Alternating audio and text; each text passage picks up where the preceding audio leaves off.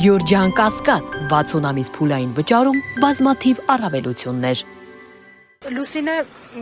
դատական նիստին ներկա եք, ինչպես ընդունեցիք նախ այս որոշումը, ձեզ համար արդյոք սպասել էր, ես կոնկրետ Նարեկի առնչությամբ եմ հարցս ձևակերպել։ Եվ այս հացադուլը, որ հայտարարեց, ինչպես եք հացադուլին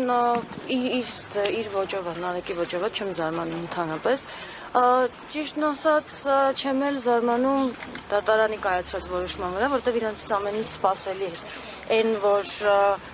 նոյեմբերի 13-ին Նարեկին առավոտյան տարան, վստահ էի, որ տուն ա գալու, որովհետև աբսուրդ էր։ Բայց երբ որ արդեն երեկոյան կողմ իմացանք, որ հերթապադատարաններ են փոխվել, որ դատավոր է նշանակվել, արդեն գիտեի, որ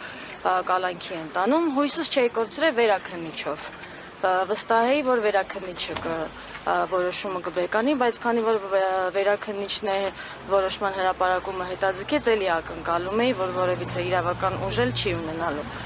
Հույս ունեի, որ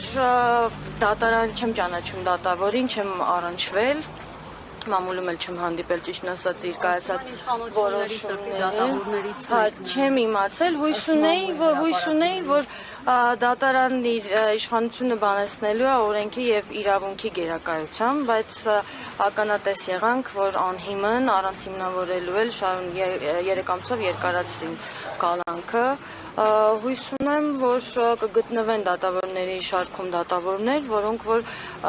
կկարողանան սթափ գնահատել ու չեն վախենա իրական արդարադատություն իրականացնել։ Հասկանում եմ այսօրվա իրականության պայմաններում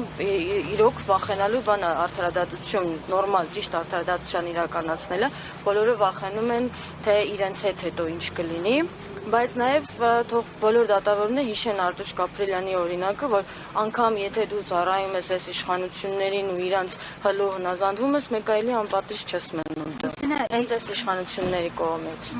Լուսինե, Նարեկը իր խոսքում նշեց երեխաների մասին, այս պահին ինչպես են իրենք զգում իրենց, ինչ են խոսում հայրիկի մասին եւ աղջիկը, ձեր աղջիկն էր կարծեմ դուռը բացել, հիմա ինչ այդպես տպավորությունների տակ Գիտեի, որ գալիս եմ դատարան, հույս ունեի, որ այսօր պապան տուն ա գալու։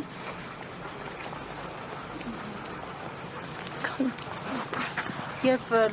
գիտեմ ձեզ համար դժվար է խոսել, ամեն դեպքում եք հստակեցում եւս միջազգային կառույցներին բազմիցս դիմել էիք եւ Միացյալ Նահանգների դեսպանատան մոտ էլ ակցիա էր տեղի ունեցել, մի քանի դեպքերով եմ հիշում, ինչ ակնկալել, եղան ինչ-որ արձագանքներ, թե ոչ, եւ արդյոք այլ դեսպանատների հետ ունեք նամակագրություն կամ հանդիպումներ։ Հիմա այս պահի դրությամբ չէ, այդ ամեն ինչը մեկ անգամ եւս եկավ ապացուցելու եւ ցույց տալու, որ ներկայիս իշխանությունները ոչ մի բանից ոչ վախենում են, ոչ մի բանից ոչ կաշկանդվում են, անգամ իրենց միջազգային հեղինակության մասին իրանք չեն մտածում, ունեն ԵԽ-ից որոշում իրենց մասով, դիմում իրենց մասով, բայց անգամ դա իրանք չի կաշկանդում եւ իրանք անում են ինչ իրանք ուզում են, ինչ իրանք պետք է ու ունեն դատարաններ, որոնք նաեւ կատարում են իրանք ցանկությունները։ Հասկանալի է, շնորհակալություն։ Ձեզ շնորհակալ։